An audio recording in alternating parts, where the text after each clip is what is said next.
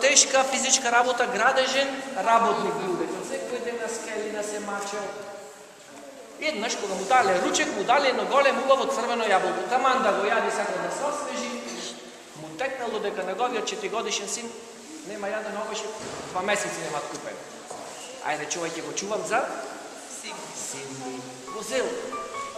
Во торбата, кога шо дома скокнале децата, тој му рекол на синчето, ајде ова синко да каснеш, за да порастеш. И тој си израдвал, нема каснато одамна, го зел јаболкото и таман деца. Да го јади во собата, ја видел сестричката, гледала кога повеќето поделење учела и си рекол, ами сестра ми секој ден оди во училиште без да носи нешто за јаде. Немаме пари да го дајме да се купи. И таа гладува и ги гледа другарчината како јадат и се страни. Ке го поставам? Чо? Јаболкото за мојата сестра. Сестрата деца се израдувала, го зела јаболкото, оставила в чанта и другиот ден одмор пати јаболкото и каза другарчината таман да касни. Утекна.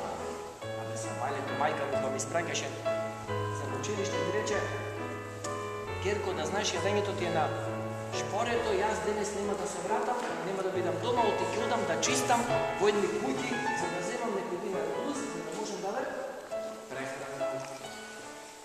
И ще направила кепкана? Го зела, јаболкото, го вратила назад и го чувала за мајката. Го зела, годнела дома и кога дошла мајката, му рекла, мамо, ти денес цел да се мачиш, еве го јаболкото да си каснеш. И кога дошла мајката, деца мој, го зела и таман да го касне, што му текна? За кого се сети тај? Мајката се сети, деца, дека вака се рекла. Јас цел ден седам под покриено работам, се мачам, арнама, мажот ми е наскеле качен, сонце го пече. И деца, го зела јаболкото, го ставили, го дошол мажот, после ручекот, го дала волко, ајде, да се освежиш, ти цел ден се мачиш и ти носиш пари за да ја гледаш цела фамилија. И тогаш мажот, кој ти го даде тебе јаболкото? Ами, ќетка ми. А тебе кој ти го даде јаболкото? Ами, така. И тогаш таткото видел дека јаболкото смрти цела фамилија. И свати колку едни со други се саѓа. Го секол јаболкото на 4, каснале сите по една четвртина, ама се најале како дизеле по цело јаболко. Како е можно тоа? Како е можно да каснеш четврт, а да се најдеш како цело да си го изел? Деца, еве тајната. Се што е поделено со љубов, не наситува и не храни доволно како да смизеле многу повеќе. А се што деца не е така, колку и да јадеме, пак ќе бидеме гладни. Најжално е денешни луѓето, ние сме најпоќе духовно гладни. Верата во Бога, молитвата, добрите дела, деца, ја храна душата да бидете секогаш духовно да храните, а по таа храна милост што имате, и храните сите што се околу вас. Господ милостиво да ве храни, да ве болни душата се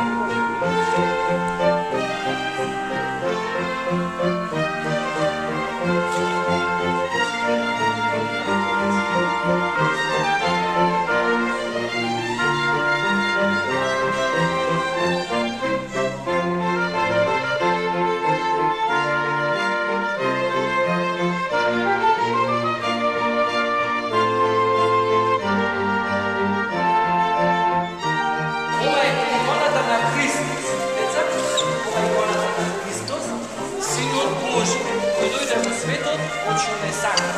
Значи, замислете, тоа. Ако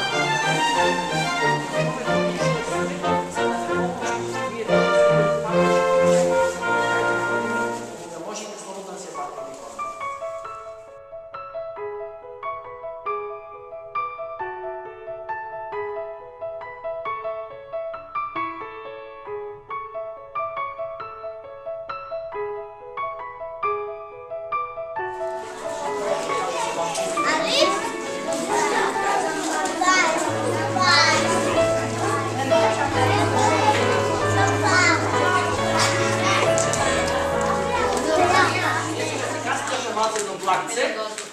Ама да знаете дека молитвата што вие некогаш ми се кажете од срце е едно духовно блакце кој ќе ви донесе на душата голема радост и голем спокој.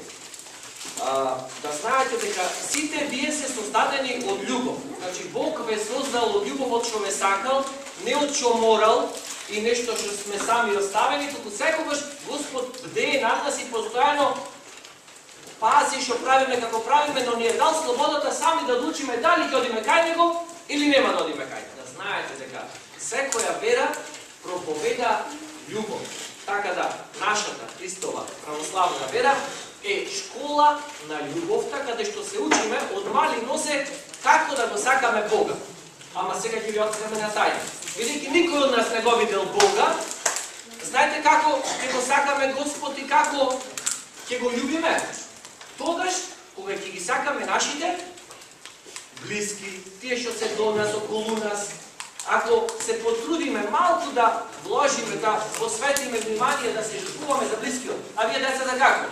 Ако се откажите од вашето блакце да го поделите со другите, значи да му посветите внимание на другарче што е послабо во учењето, значи ја покажате љубовта, се жртвувате и да видите дека уште повеќе ќе растите во радост, во мирот и во љубовта што